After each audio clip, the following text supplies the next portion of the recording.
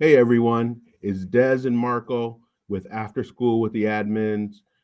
Thank you for tuning in. Please like and subscribe, share with a friend.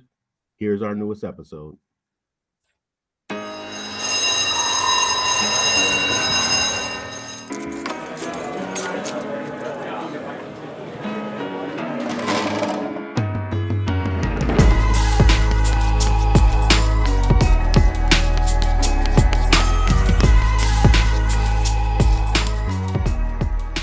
Welcome, everyone, to another episode of After School with the Admins. I'm your host, Marco Torillo, and I'm here with my co-host, Des Caldwell.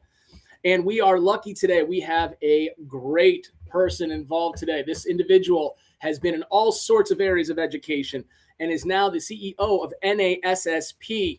I have with ourselves right now, Ronn Nozoe. Ronn, thank you so much for joining us today. What's up, Marco? Thanks for having me. Hey, we love to always start our podcast with the same question. We just love hearing the history of how someone got into education overall. So you can tell us a little bit about yourself and how you came into where you are today. Sure. Well, first of all, aloha and welcome to all the listeners and podcast subscribers. Congratulations to you and Desmond on the continued success of this podcast. Of course, at the association, we love it when school leaders are out there organizing the world and talking about the profession that we love so much. So much success. Congratulations to you guys all, and happy to share a little bit about my own journey. I'm a child of public educators. My mom and dad were both teachers for the entire 40 years of their respective careers. My mom was an elementary school teacher. My dad was a counselor, football coach, and vice principal, and then retired from the central office level. I was not going to be an educator. Growing up at the dinner table, I had this interesting dynamic of my mom, always talking about what's happening in school. She was second grade, so, little kids, right? And then my dad always talking about all the crazy stuff that happened at the secondary level. And I saw how hard they worked, and they didn't have any time off. My mom was grading papers all night long. I was like, I'm not doing this. Like, I'm gonna go be an attorney. I'm gonna make lots of money, and I'm gonna be rich and famous and all that stuff. And so I was going through college, getting ready to, doing my pre-law stuff, and I was gonna go into law school. And then I was taking a foreign language and met some folks in some of the classes. And one of the guys came up to me and said, hey, we're in English together. We were in the same two classes, foreign language and English, and said, hey, you do good in English class, man. How do you do so good at it? And I said, I don't know. I don't know. And, I'm a child of educators, right? So he said, hey, you think you can help me with my paper? Like I'm flunking. So I was like, sure, I'll take a look. And so I took a look at his paper, and I'm like, hey, what about this? And what about that? And did you try this? And you might move this here. And he comes back and he's like, dude, I got a B. Like, I never got a B before, And I was like, really? And then, so I helped him a couple more times. And then he said, hey, my girlfriend's got some struggles too. Would you help her? I'm like, of course. So one thing leads to another. Next thing you know, I got this whole group of people, all their friends are like, hey, can you help me with this? So I'm helping all these folks with their English papers and whatever, and helping them edit and work on their drafts. And as I was in college then, so it was like, hey man, I'll work for food. So like people would buy me lunch or whatever, and I'd help them with it, and I really enjoyed it. So I went back to my parents' house and I said, hey, this whole thing about law, I understand now. I got this feeling like when I was helping people, and then they do better and they feel really good about it, and they tell their friends about it, and they're very proud. So I'm like, Mom and Dad, I understand now why you committed your entire lives to public education, because this feeling is amazing when you help people figure it out. And so I told my parents, guess what? I'm not going to do law anymore. I'm going to go into teaching. So I went back into school, got my degree, and then started out as a secondary language arts teacher. And then from there, loved that, like taught every grade from 7 to 12, loved it. The best job ever in the world. Never was good, and then my principal was like, hey, do you ever think about going into admin? And I'm like, never. Like, I would never do that. Why would I do that? You know, I love teaching. Teaching's the best job. She's like, and then she gave me the speech that you've all gotten, which is, hey, you know, you do so great for your 150 students. Imagine if you could do this for a whole school. And, you know, that's, to us, I see your reaction here. To us, that's like, how do you say no to that? Right? You just can't. And so she tried hard in the beginning and I resisted it. And then she dragged me in. Unfortunately, one of our assistant principals got sick, had to take an extended leave, and then she needed temporary coverage. She's like, you know, would you just help me out? And this is a principal who was the best principal ever to me. Like, she gave me all this space to do all kinds of neat things when I was teaching. And of course, you know how we are when somebody supports you in that way, they need help. Of course you're going to help. So I was like, okay, I'll help you out. So 1 month turned into 3 months, turned into 6 months. And then next thing you know, I was in admin. And then from there, got my first assistant principalship, did that. And then really quick, while I was still an assistant principal, I got tagged by the district superintendent to go take on a temporary principalship, and then was a principal and loved that. Never wanted to do that. And then the state superintendent called and said, hey, we want you to be one of the new district superintendents. We call them complex area superintendents in Hawaii, but they're essentially a district superintendent. And I'm like, I'm not doing that. I love this job. I love my school. I love the principalship. I love what I'm doing. And she's like, no, I think you're going to be good. We're trying to change the way that the superintendents function in Hawaii. So I went and did that for about another 5.5 years. Then I got a call from the White House. I skipped a step. I was the district superintendent for 5.5 years of one of the largest and most diverse districts in Hawaii. And then the state superintendent called. This was like right before Thanksgiving. Called and said, hey, I want you to know I'm going to retire at the end of the year. So we're like, oh, okay, that's a big shift. That, you know, we had 6 months. And she said, no, you don't understand. Like at the ending of the calendar year, like in December. And this was Thanksgiving, right? So I'm like, oh. And she goes, and we want you to go be the deputy superintendent, because the state superintendent who we're going to put up for the candidacy is not an educator. And so I ended up being the state deputy, which in Hawaii, we're a unitary system. So we're a small state, but as a unified district, we're the ninth or 10th largest school district in the country. So she said, look, I don't know school, so you do the school part. So I functioned as basically a superintendent of the 9th largest school district in the country. And she said, I'll do all the other political and governmental stuff, which for me was the best gig ever. And so I ended up being the state deputy in charge of 255 schools and 180,000 students for another 5.5 years. And then one day, my secretary comes running in and she says, hey, we got somebody from the White House and they'll only speak to you. So, anytime the White House calls the State Department of Education, you know what that means? That means we did something bad, right? Like I see your face already, right? Oh, no, we're in trouble. So I'm thinking, oh, God, we're in trouble. What do we do? So I get on the phone and the person says, are you available, whatever, Wednesday at 4:00 in the morning? Well, it's 9:00 Eastern or whatever. And I'm like, yeah, what's this about? We can't tell you. So I'm like, who am I speaking to? We can't tell you that either. It's like, okay. So I get back on the call, and then that was the call to ask me if I'd consider being an appointee in the Obama administration to the U.S. Department of Ed. So 9 months later, that's how long the security clearance took. 9 months later, yeah, like they came and interviewed my neighbors and everything. Secret Service came and interviewed yeah, it was intense. And 9 months later, I was appointed as the Deputy Assistant Secretary for Policy and Programs at the U.S. Department of Ed, at the time, under Secretary Arne Duncan. And then I served through Secretary Duncan's transition into Secretary John King's term. And then from there, I was recruited to go to work at ASCD. So that's my journey. And from ASCD, I ended up at NASSP. And that's my journey from beginning to end. I know it was a long time, but that's the journey. Well, what's great about that is this is something we find as a reoccurring thing that happens with a lot of the educators that we've spoken with. many people didn't want to be in education. No. They all had the same answer of Yes. like, I was not a good student. I did not want to be in education. I thought it was never going to be the position. And then something happens. And that's why we always make that statement. It's a calling.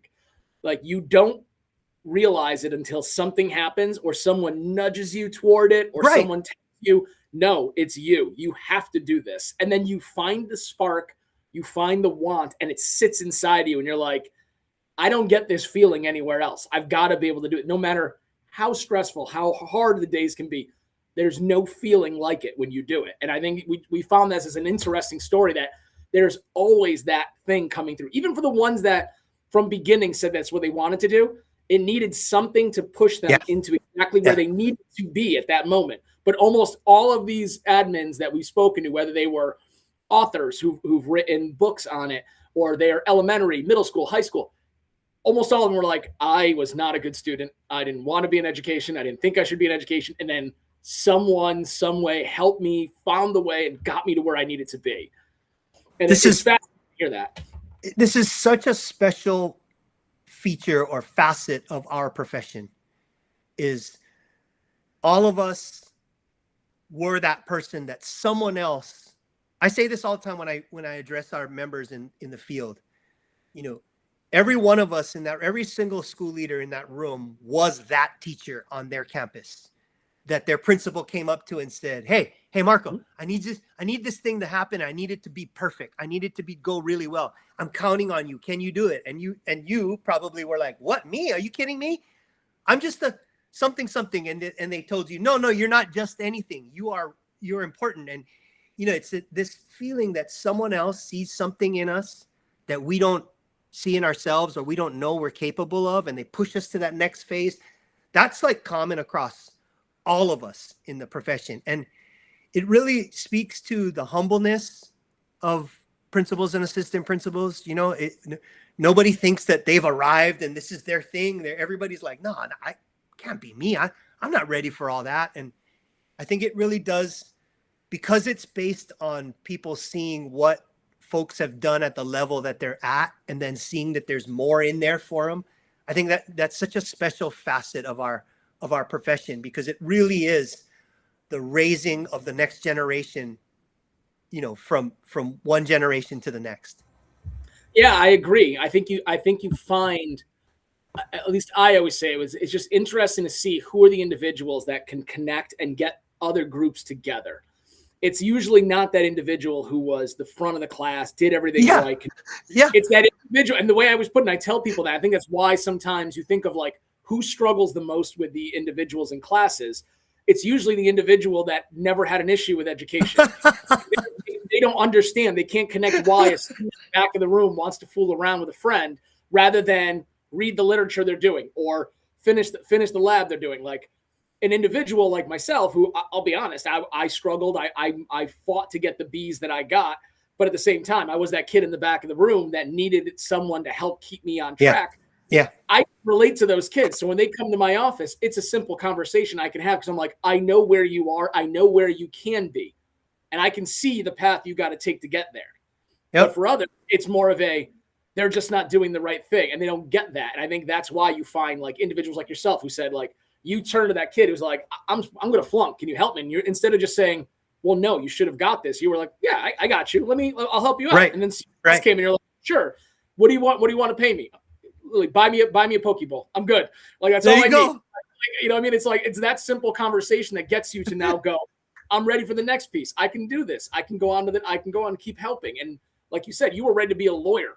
And now you're like, instead, which like you said, make major amounts of money. You switched off to, I'm going to do this because instead I'm going to get it from the fill I do from the kids I help and the people that work out. And that wonderful thing that I know, I guarantee you can relate to this. And I know Des can relate to this too. It's that weird moment where like 5 years later, some random kid stops you inside of the grocery store. And you see them like, Mr. Trillo, do you remember me? And you can name them because you can name them. That's right. Knows every one of the kids' names. And you'll be like, Marcus, what's up? How are you doing? How's everything going? He'll be like, I want you to know, I know maybe I didn't always do the greatest. If it wasn't for you, I wouldn't have finished. or it'd be like, I'm the reason, like, thank you for what you did for helping me. You got me to finish reading my first book. Or like, it's those weird little moments that you go, you can't get that anywhere else. No. And that gets you feeling so good inside. And you're like, and it also is that moment, the way I always put it is like golf. You have about 70 batted shots, but that one good one that happens, hits the green, you're like, I'll come back tomorrow. It's that thing that happens right at the moment when you need it most to say, okay, I can do this. I can get through today. We'll figure it out. We'll do another one tomorrow. The universe is magnificent that it serves it up right at that moment when you're like, man, in our lives are like, what's up, Desmond? Hey. Our lives are so complicated and all the stuff's going on. And then this thing comes out of, hey, Mr. Cirillo, how you doing, man? You remember me? And of course, like your point is you remember their name and then they're like, I can't believe you remember your name. Well, how could I forget you? Like, we spent a whole year together. What are you talking about? And that like just puts everything where it needs to be, right? The people and the relationships are the most important thing. And what's that, Maya Angelou? People forget what you said, but they'll never forget how you treated them, and that I think is, that's a hallmark of our profession is all of us came up that way, And to think about it, you didn't want to do most of the things you got to do. You worked your way all the way up. To be fair, you worked your way all the way up to being on the cabinet for education for the Obama administration, and you didn't even want to do you didn't want to leave the class. First, you didn't want to be a teacher, and then you worked your way up there just by doing the thing that's right, by always helping the next person and saying, "This is what we need to do next." All right, I'll help you with this. Yeah, I'll work with this person. Yeah, I'll do this part. That just inch by inch got you to all of a sudden that phone call where they're like, we can't tell you who you're meeting with. We can't tell you who's going to be there, but I need you to be here at 9 a.m. for a meeting with the White House. And you're like, again, you went with, okay, instead of even thinking the fact of, why are they calling me to go in this thing? Like, well, we started with, oh my God, what trouble are we in? That's what we started with. What trouble are we in? Yeah, that's exactly where I would have gone. What do I do now? Oh no. So hearing that you've worked in all those areas, being from an English teacher to then assistant principal to assistant superintendent. Well, we call it assistant superintendent. You were it's called deputy, you said, in Hawaii, correct? Yep. State deputy. Yep. State deputy, to then working with the Obama administration. Of all those areas, where did you feel you were able to make the most impact? Oh, by far as a teacher, because it's so concrete.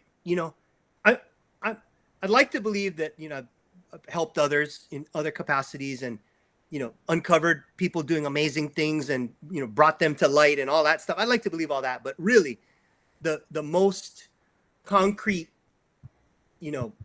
like whether it's making a difference or not, really was individually with kids, and then to a large degree to a school principal. When you start getting into moving systems and leading systems, then it gets a little harder to it's not a one-to-one. You can't connect like I did these things and this kid who was struggling figured it out and is now successful. It's not as easy to connect those dots as the farther and farther you get away from the classroom. So I've always believed, and I say this all the time, the best job in the K-12 continuum has always been a teacher, and the next best thing would be a school principal. After that, it gets very administrative and gets more and more complicated, and you're a little bit more distant from the actual juju of working with people and getting that work done at that level. Of course, you work with other people at other levels, but it's just not the same as that student-teacher relationship and then that teacher-principal, student-principal relationship. Those are the most special ones to me. Isn't it interesting that the further away you get from children, it seems like the more power and the more income you make when the work is in the classroom. The work is standing there with children, learning together, right? And teaching and learning, but learning together. Yeah. And that is, for myself personally, there's a reason I've never been able to leave the school building. Yeah. I've turned down acting superintendentship because I just can't see myself not being in the building and kind of just being fed by the energy and charisma of all those amazing faces that walk through that building every day. Yeah. And maybe I would love being in a central office or in, a state capitol building, maybe, but I can't see myself outside of this, of what we're doing. So it's affirming to hear you say that. And to your point, Desmond, it's one of the reasons why, that those relationships, those experiences are so near and dear and so important to sounds like to all of us, really, right? But that's what makes us, right? And so I always, at whatever level I was at, I always made sure to have teachers and principals and assistant principals at the design table, at the decision-making table. Because if I wasn't directly in it anymore, I'd surrounded myself with people who were. So that, like think about today, post-pandemic, I was a principal before the pandemic. The world changed so radically in the pandemic. So I'm not out there trying to be like, oh, I know what it's like to. No, I don't. I didn't lead in the pandemic, but I tell you what, I got a whole bunch of people at the table who did and are and did it well. That's who I'm taking advice and guidance from, because I'm not going to front and pretend like I was there, right? So I always made space for practitioners at the table, because that's the best thing I could do. To your point, if people weren't feeling valued, or maybe wondered, well, man, I'm doing all this work, but who captures my thoughts or my input? I wanted to make sure that there was always a place for that. I want to make sure that there's always a place for that at every table that I'm at, to have the practitioners sit there and really be the stars of the show. Because the way it's supposed to work is to your point, we're supposed to be all aligned. The students are at the very top if it's a pyramid, kids are at the very top. The people who directly support those kids are the next layer right below. And everything else from the infrastructure is supposed to be scaffolded to support the people who directly support kids, so that the kids get to the outcome. Our system's not really designed that way now, in the way that the system's working.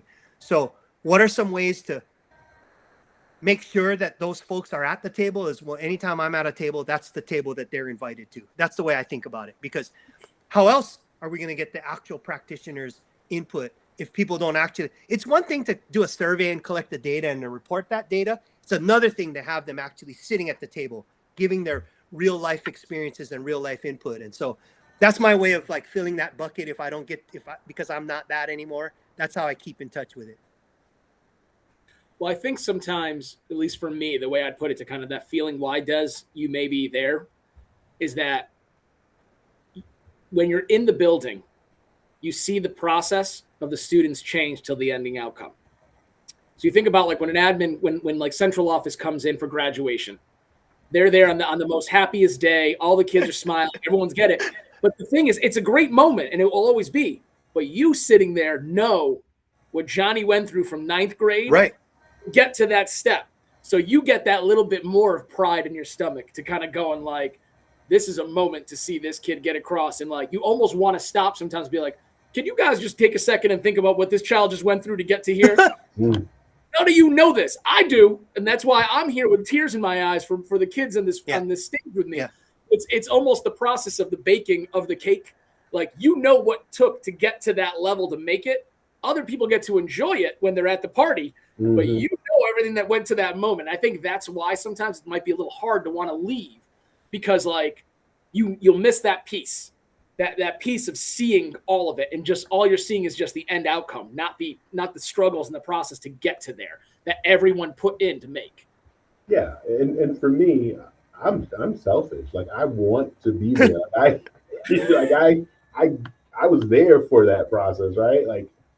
We cried together. We worked hard together. We stayed late, and I helped tutor you, and whatever. And selfishly, and I don't think it's a negative thing, I want to be there. I need to be there. I need to shake your hand as you come across that stage, as you enter into adulthood. That's our last moment that we get to kind of share together. And if I were not fulfilled that way, career wise, I don't know what I would do. Right. It is Yeah. just such a part of, who I am. I don't know what it would be like if I were that central office person or community leader even who came in and got to sit on stage and be a witness to this life defining moment, but didn't have all of those feelings during it.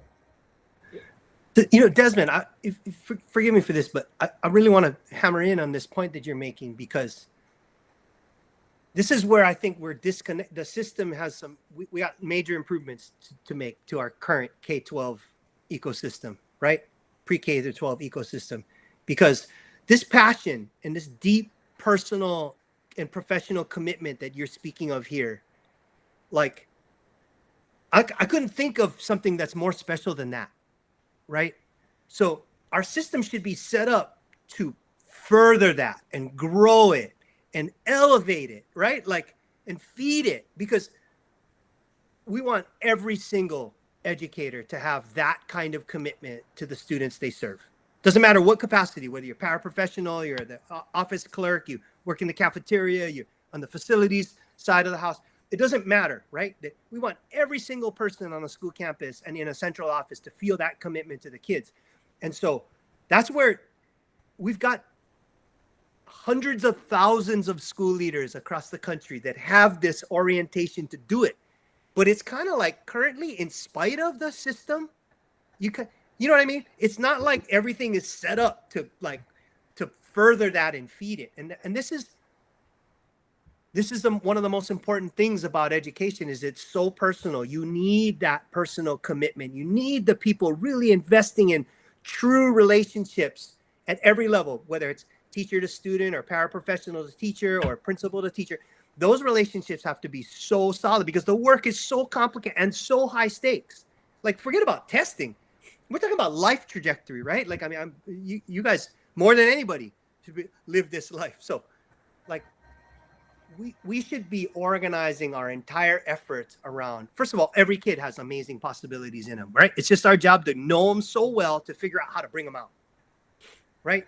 Well, how do you do that if the system's not set up to make the principalship and teaching the best jobs in the world? I don't mean just like we believe they're the best jobs, but I mean they should actually, on all aspects, from respect from the community, from a compensation perspective, from a workload level, and employment capacity, all of those things should be aligned around those things, because we know that the mental health, the brain research says that positive environment, this is in the last 15 years, it's been proven, positive environments, we've always known that negative environments negatively shape brain development, but it's been proven now that positive environments positively shape brain development. And so if our children are our most precious natural resource, and we have this amazing group of educators who are willing to give of themselves in ways that, most people don't even contemplate, why would we not build a whole system around that? Because the positive environment is going to positively impact our kids, not only brain development, but also their social development as well. And so this is what we fight for at the association, is that there needs to be a redoing of this model, so that it's because of the system, not in spite of the system, that people are able to take this relationship and this commitment and this deep calling that we have to really bear fruit in the way it bears fruit already. But imagine the fruit that it could bear if the ground was really fertile and all the systems were set up to promote and further those deep relationships, and to make the workload manageable.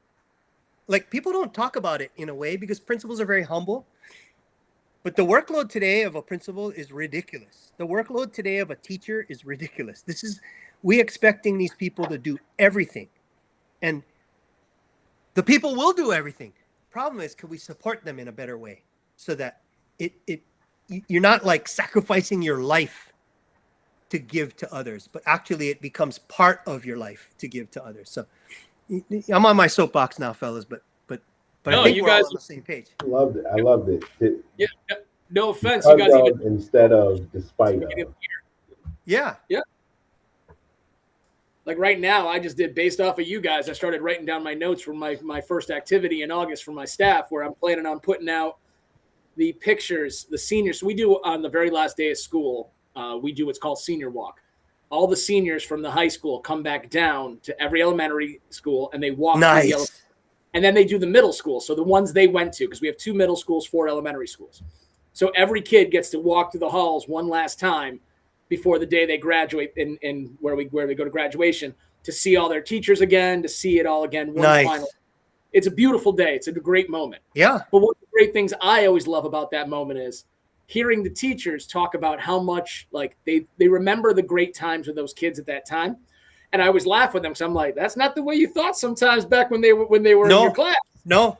But now it makes me think of, to help them with that, is like show the photos of these kids who are going to be the seniors this upcoming year in the beginning of the year. Give it to each of the 8th grade, the 7th grade, the 6th grade, the 5 when they had them, and saying, remember, these are those ones that you've helped mold to now they're going to walk down our hallways one final time at the end of the year. Keep that in mind as we think of the new ones you have right now.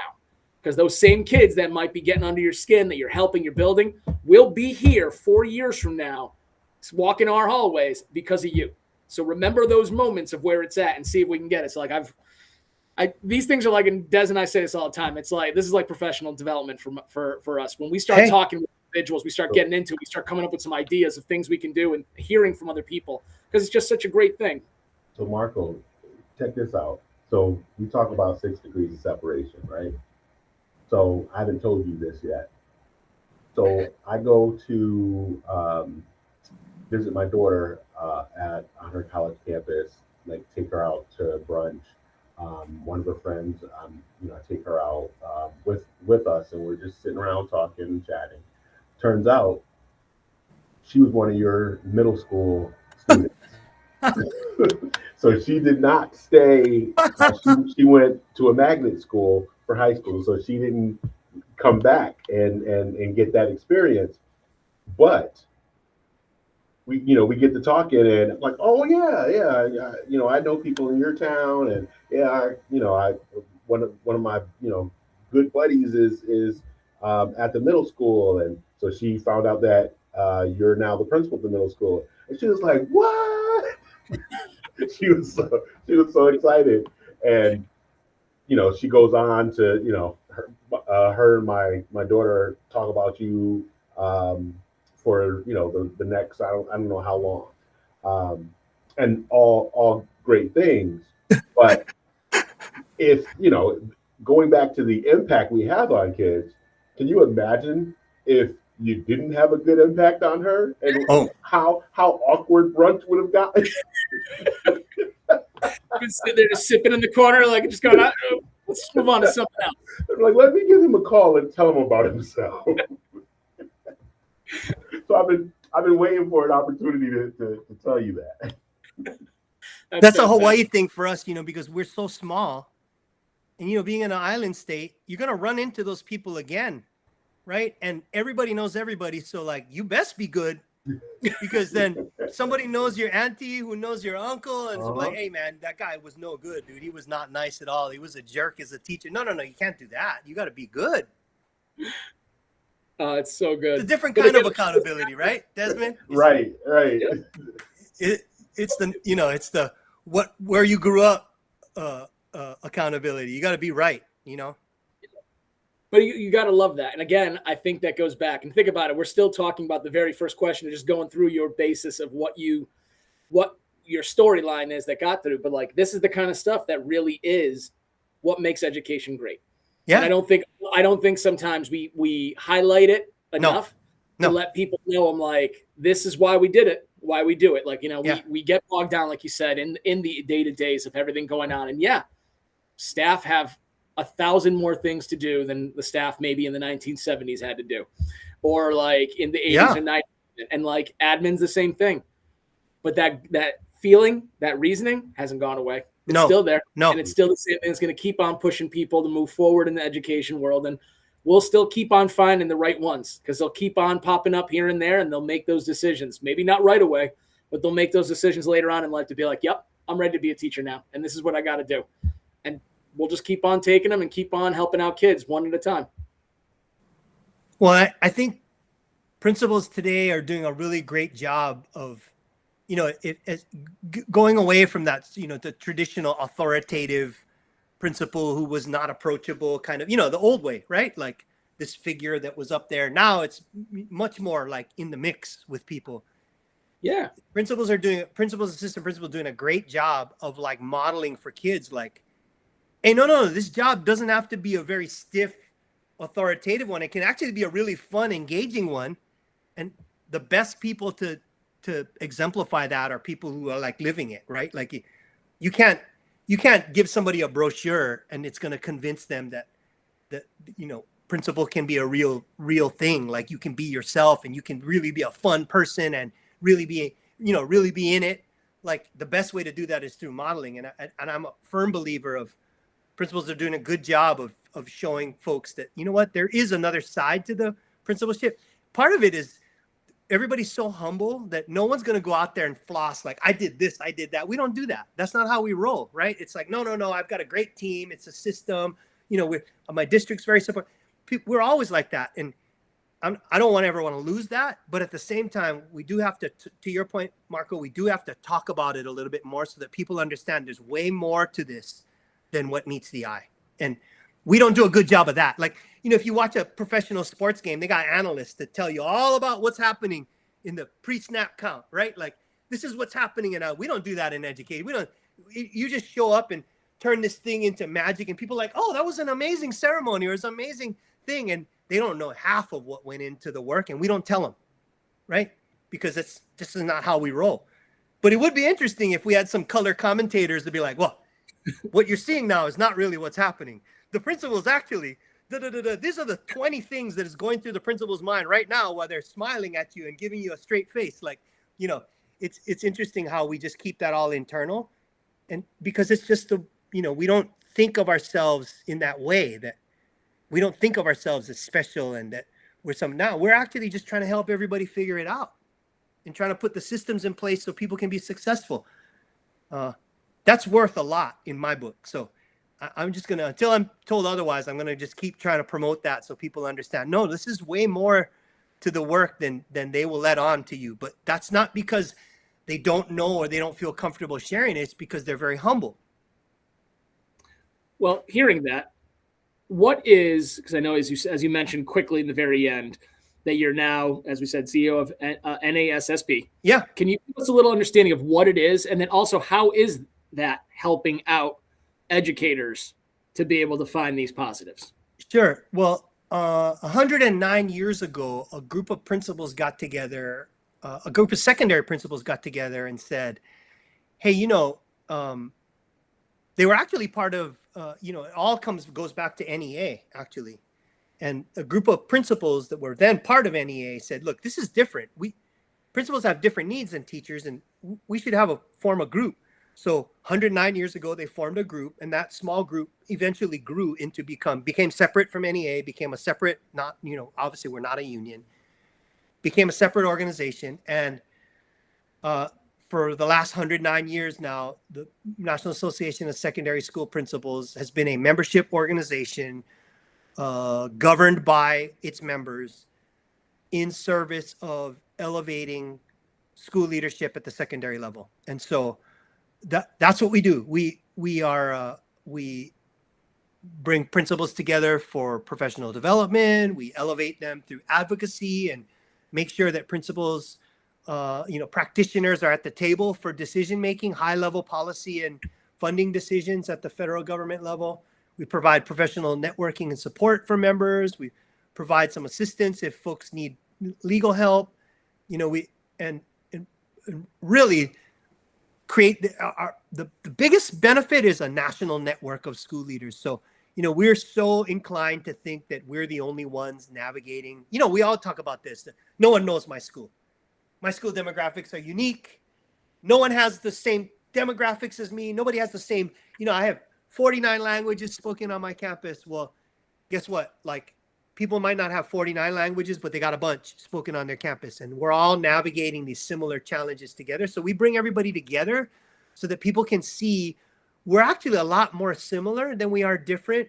And then how do we learn from the nuances in differences? If you know, for example, we're on literally two sides of the country, right? Well, I might think that Hawaii is only special because only Hawaii deals with that. We might actually find out, well, actually, we're dealing with similar problems. The demographics are different. The languages is different. The socioeconomic status might be different, but the challenges are the same. And then what solutions have people used to address those challenges? And can we share them across? And so this national network connecting members with each other across the country, and then creating a space where people can share their ideas and bounce them off each other or get new ideas from others.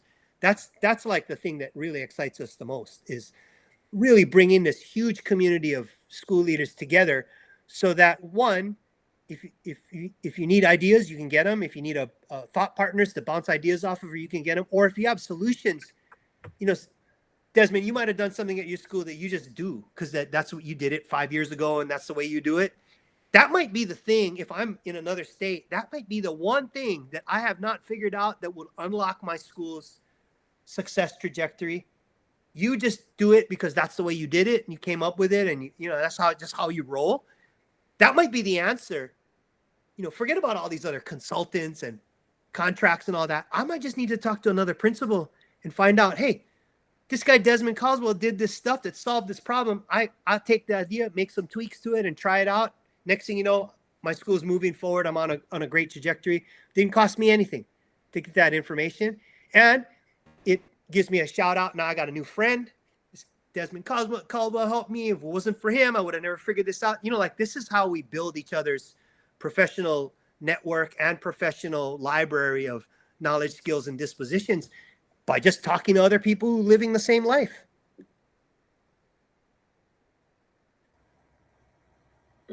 So that is absolutely 100% facts, and that is. I mean, that's why you guys do this podcast, right? It's do like every Friday, yeah. Right? Yeah. Like, we're like, hey, take from me, like, you know, I take from you, and hopefully, you know, a couple people hear the conversation, and some of this works for them. But one thing that I mean, there are a lot of things that we really like about this, and I think I'll speak for Marco when I say this. There is something really powerful about having these conversations with people who are not in our geographic area. Yes. Right? Yes. Because there are so many similarities. Yes. Amongst just all of our experiences, and you know, some things that will work in one state, not so much with another. Some have to be tweaked, whatever. But just hearing the constant, you know, confirmation that no, we're not alone. You know, this isn't just something that's happening here. This isn't just a problem that we're dealing with here. And every so often, we will run into someone who this isn't a problem for them. And we're like, yeah, okay.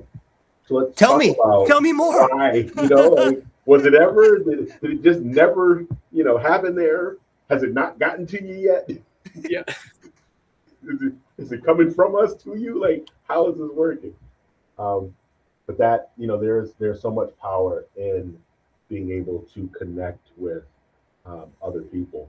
Yeah. And you know, have these conversations. So that is amazing. Yeah, I can honestly say I know for myself, being a part with NASSP and getting a chance to go to some of the national conferences already, and then being lucky enough to go to the United Leader Conference that we did for the Assistant Principals of the Year, it opened doors to see things and hear things from others that I probably never would have from my district, and not my district, I should say, but from my state, because I know the people around me. Like, even if, like, you think of your own states, like, I know what the people around me are all doing, and our demographics, and we have around the same. If I were to go an hour down south of my state, very different world that they're living than I'm living. But hearing it, like, we did one podcast where we met and we were talking with a group from Colorado, and they were doing almost the same stuff as us. And we were so surprised by that at first, because it was just, I never would have thought they were they were a little like almost at the same point with the same stuff as us. But then we would meet with another one that was, say, I think it was like Texas, very different thought process of what they're doing and how they're doing things. Maine, the same way. And some of them are even doing the same stuff as us, but tweaking it slightly. They are like, ooh, I never even thought of that. I like that idea. And we start bouncing off each other a little bit. And I think that is a very valuable piece that NASS does bring. It gives you that chance to hear from others and talk with each other and see the world is much bigger than what you might realize. I love it because those conversations are not theoretical. You know, people show up with like, man, I got knives in my back. I got all these scars from doing it. Like, you know, it comes with like real battle scars. People come in and that there could not be more authentic, more real, right? Like, guys, whatever you do, don't do this because I screwed this up the first time I tried it. So I'm going to save you the pain of it. Don't do from another practitioner. Those are gold, right? Because if you're in theory land, which is important too, research and theory is super important, but they're abstract, right? It's a little different than the actual day-to-day. No, dude, you don't understand. This is what happened. I lost control of it and it kind of got its own life. And then next thing you know, I spent the next 6 months trying to fix that. No, don't do that. One little tweak, you know, change this direction just a little bit and you'll be fine. That guidance, think about it. In that example, and it's fictitious, but saved you 6 months, right? And coming from one practitioner means a lot, right? Like when somebody is in that space, you know, it's a safe space when they're like, dude, I messed this up 20 times. Don't think that I'm some expert. Like I got here through pain, right? So I'm just going to fast forward you so you skip the pain and you can get right to the part that actually made the difference. That to me is, I mean, there's no dollar value you can put on that because that sincere, straight, coming from someone who's in the same game, who's come up the same way, who's lived the same journey, like, you know, has got all the same pressures and challenges. And then they when they come out with a solution, you know, it's not something that they just, you know, they're not just talking. This is like coming from real personal experience. And that part, you know, again, we in the earlier years, we were weak on research. And then I think the research arm swung really hard. So there's a lot of research out here, but like, where's the practice in that? You know, there's a balance of research and practice that's the leadership thing, is how do you manage the two, right? Anybody can just cite research and tell you what some article said. It doesn't take a whole lot of skill to repeat it. To put that into play and make it real, that's where leadership is required. And that's the story that we need to talk more about. Not the research, the researchers doing the research. It's already there. They've written it up. It's perfectly there. It's what do you do to take that and then apply it in your context and to do it well at a level of skill that brings everybody along, but also keeps pushing the envelope just enough so that, you know, it's manageable, but people are still always going to the next level. That takes so much skill and nuance. And I much rather, you know, I've had coaches and they're super valuable and helpful, but also having that peer-to-peer safe space to have those conversations is so important to really developing and learning. And that's something that gets discounted by folks because people, well, you know, it's not valid and reliable and we don't have psychometrics around that. Well, yeah, but that's the stuff that sets apart. You know, it might not be, just because it's not quantifiable and measurable does not mean that it's not a real thing.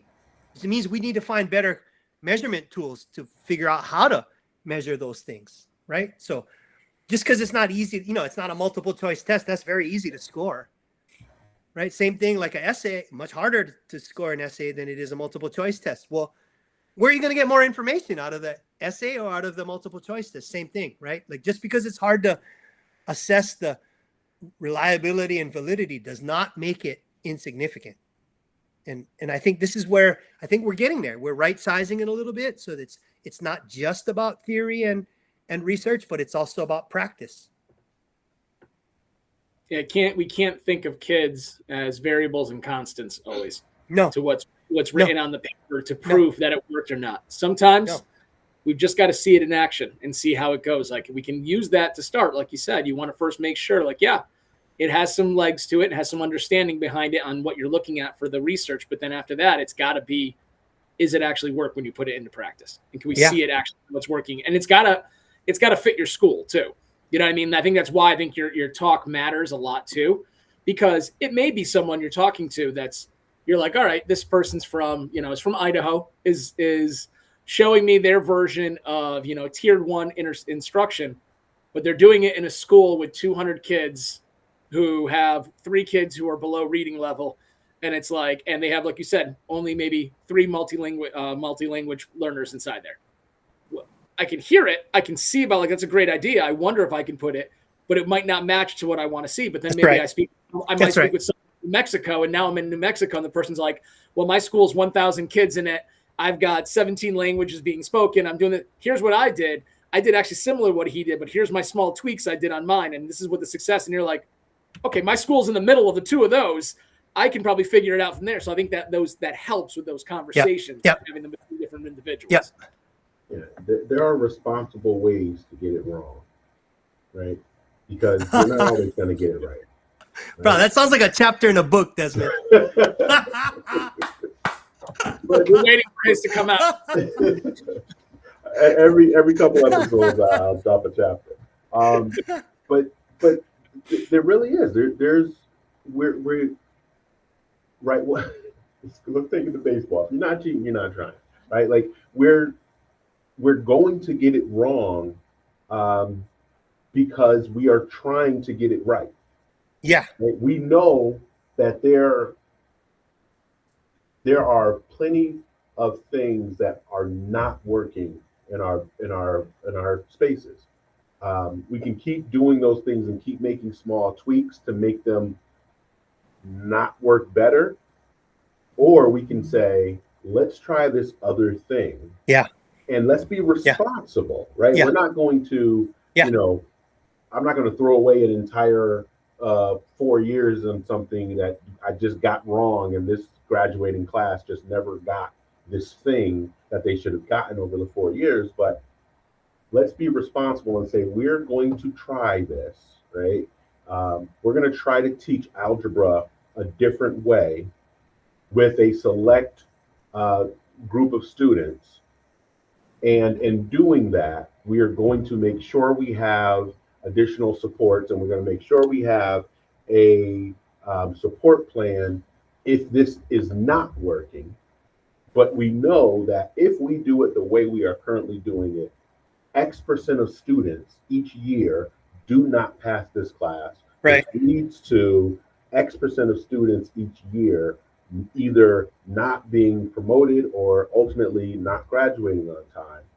And so if we try this new thing and we put the things in place, the guardrails, in case this thing doesn't work, we are not further harming these students' opportunities or chances to advance. Like, we can get it wrong. It's okay to get it wrong. Yeah.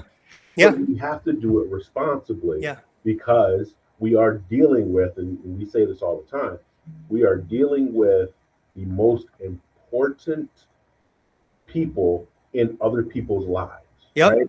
And when they are in front of us, they need to be some of the most important people in our lives as well. Right? So yeah, it's okay to get it wrong, but let's be responsible about it. I love it. I love it. So again, Des dropped some preacher statements. I know, here some knowledge, man. Dropping knowledge over here. His statement always is, you don't talk after the preacher, is what he usually says. After someone makes a statement like that, you just sit in silence for a few seconds, because it's not worth trying to go and make a statement after someone says something smile like and that. nod. Yeah, we're good.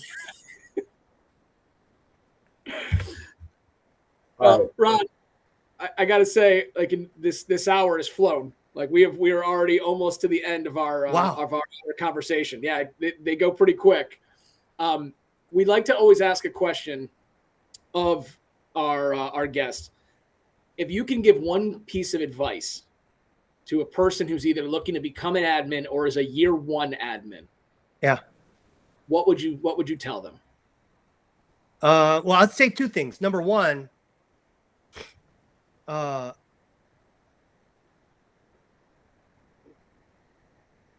make sure that your heart's in it. This work is takes everything, takes your body, mind, spirit. But if your spirit's not in it, you got to have that. You guys both spoke about it. This calling inside you to like do better and do right and help others. You got to have that. This job is too complicated and too high stakes, frankly, if you're not really in it. So that's one. And if you're in it, build yourself a network. Get involved with your state association, your local affiliate. Get involved with us at the national level. This you don't have to. In fact, it's really not smart to go at this journey alone. Like I was going to say, you don't have to be in a, but actually you actually do need to be in a cohort or a network or a group of people. And whether you build your own learning network or PLN or whatever, or whether you join up with your state association and find a space with your state association, but you need to be in a room with other folks who are doing the work, because the best guidance you can get is from people who are all up in it. And they're the ones who are going to give you the honest input and feedback to help you steer your career.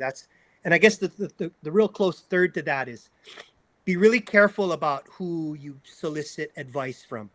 If you're new and going into this, I've been very fortunate in my career. I've had amazing mentors and people who have looked after me and to our point earlier, saw things in me that I didn't see in myself. Everybody deserves at least one person like that in their life, but you got to find the right one. You got to find someone who is doing a great job. Like what's the saying? Iron sharpens iron. If you want to be good, you better align yourself with some people who you think are doing really well, and then learn with them. Be in a network with them. So a good way to do that is to, if you're new in your state and you're trying to find out, go to your state association. Every state has one. Go to a state association, find out who their principals of the year are, or who their movers and shakers are, or in your district, find out who the movers and shakers are, and align yourself with them, because you want to get the best brain trust. We're talking about crowdsourcing ideas. You want to be crowdsourcing from the best group of folks you can crowdsource from, so that you can make the best decisions you make going forward. And so make sure you align yourself with people that are really at the top of the profession, moving the ball forward, who have that same calling as you, because you don't need to be looking over your shoulder when you take over this kind of work. You need to feel like the Verizon commercial where you turn around, you got a whole network of people behind you. That's what, this work is too hard to go at alone. So, unless you're like a Navy SEAL or something, then you just handle it all by yourself. That's fine. But I don't know about you, but I was never one, and I would never be one. So I need a Verizon network of people to check me when I need to be checked, to tap me on the shoulder when I need to be tapped on the shoulder, or just, hey man, step away from it for a minute. You need that. And so find a group of folks. One, make sure your heart's in it. And, two, fine tune that commitment through this networking of people, and really, know what you're getting into before you get into it. I guess that's I wish I had more inspiring things to say, but that's just the straight up practical advice that I would give folks if you're going to get in it, because, we can take care of the rest, but if your heart's not in it and you're not talking to the right people, it's going to be really hard to get you to that next phase of your development. So make sure those two things are square first, and then from there, everything's the ceiling is limitless after that. Like we say in all sports things, you can't coach heart. So you need that to start. Fair point. You can figure everything out. It's like a walking book, dude.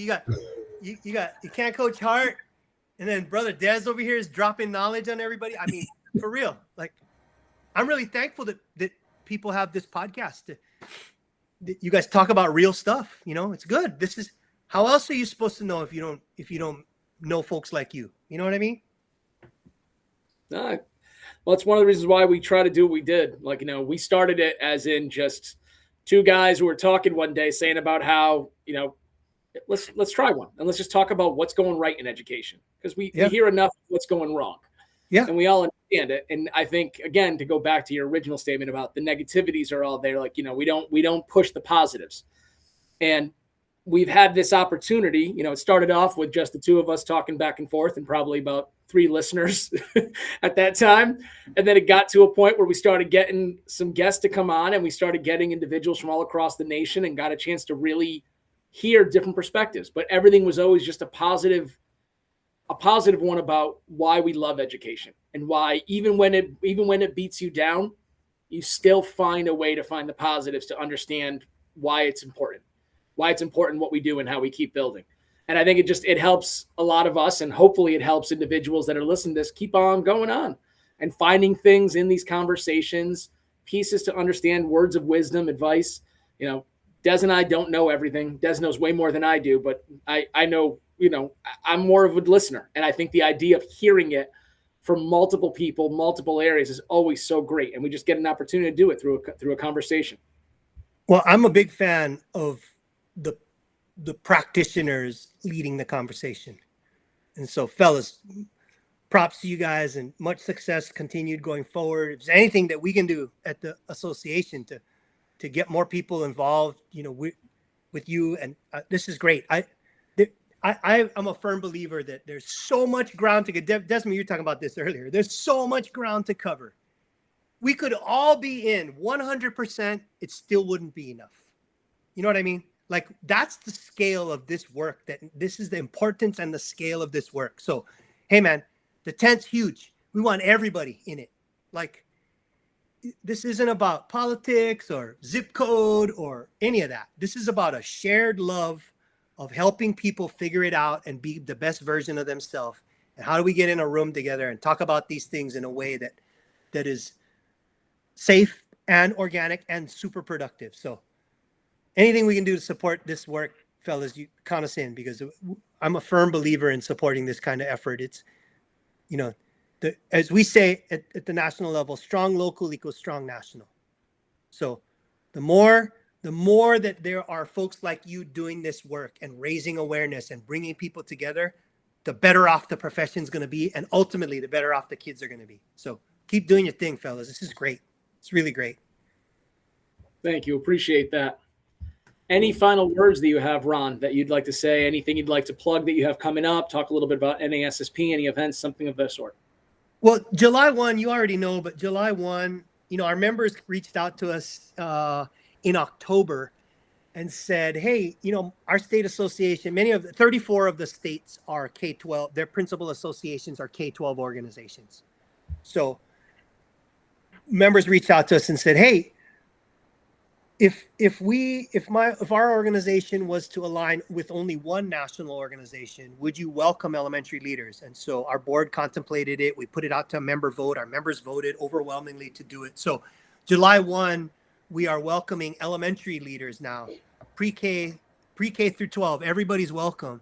And we're really excited about this expansion and transformation, because finally we are now able to talk about education as a profession rather than by grade bands. The grade bands are artificial designations, right? Like, obviously school leadership is different at every level, but there are so many things that are constant. They're similar, right?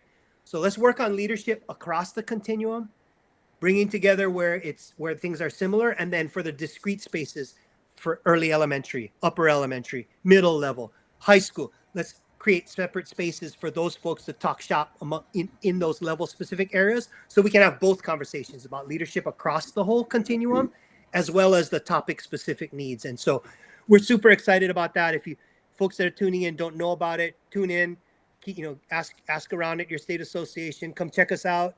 And then our annual conference is moving back to February. So we'll be in Tampa this year in February. So we're love to, will be our, reintroducing the association. It's our 110th birthday anniversary, and we're reintroducing the organization as a true pre-K through 12 organization. So you don't want to miss out on the February conference, because we've got a great, lineup of top tier keynote speakers, and we're going to have a good time out there. So, but thanks for the opportunity to just engage with you guys. I didn't realize the whole hour went by. I've had just nothing but fun chopping it up with you guys. And again, thank you very much for the opportunity to both of you, Des and Marco. Thank you. Anytime. Des, any words? No. I appreciate the conversation, and I know that our listeners will get plenty from it. So thank you for being part of it. Well, maybe the last thing is, as everybody is getting ready to either, if you've already finished the school year and you're wrapping things up, planning for next year, congratulations on that. If you're getting ready to wrap it up for the remaining of the school year, best wishes for everything to go smoothly and wonderfully. And then, of course, nobody does it, but we all say we should. I hope everybody takes time for themselves to recharge and reflect over the holidays and, over the summer break. And I know school leaders don't really have a summer break, but for the sake of the official, when school is out, hope everybody has a wonderful summer. And then, we're back at it at the start of the new school year. So thanks a lot, fellas. No, thank you. And again, thank you so much for coming on today and being a part of the podcast. As I said earlier, this is professional development for Des and I. Getting the opportunity to talk with individuals who love education, who are doing great things for education. We just have a great time doing it and getting little pieces from it. It sparks ideas. Like I said earlier, for me, I've already written down some stuff for myself for next year. And I know just the conversation allows for pieces and getting a chance to see that there are like-minded individuals out there that are trying to do the best they can for students and for staff and for admins. Like, they're trying just to do the best they can in education. And there's multitude, as you said, of ways of getting there. It's just, we just got to find each other to help each other out with it. So we just like to do these conversations for that. Des, as always, thank you so much. I love having our conversation on Fridays. It always helps to end the week off strong. With that, school's out.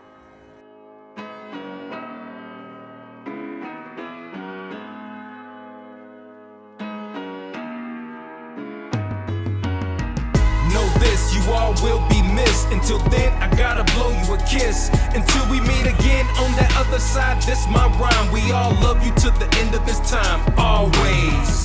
Know this, you all will be missed. Until then, I gotta blow you a kiss. Until we meet again on that other side, this my rhyme. We all love you to the end of this time, always.